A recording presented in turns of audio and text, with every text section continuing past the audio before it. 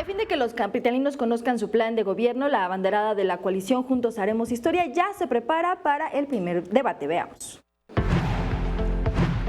La candidata por la coalición Juntos Haremos Historia, Claudia Sheinbaum, se dijo preparada para el primer debate entre aspirantes a la jefatura de gobierno el próximo miércoles 18 de abril a las 19:30 horas y que es organizado por el Instituto Electoral de la Ciudad de México. Vamos a proponer es lo que las personas quieren escuchar en esta ciudad, es lo que la ciudadanía quiere escuchar.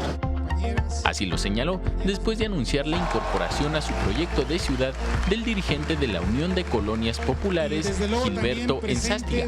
Sheinbaum Pardo se congratuló por este apoyo y señaló que juntos se podrá trabajar para construir una mejor capital. Además, reiteró su malestar por la compra del voto que, a decir de los representantes de la coalición Juntos Haremos Historia, se realiza en distintas delegaciones gobernadas por otra fuerza política. El uso de recursos públicos para la compra del voto estamos absolutamente en contra.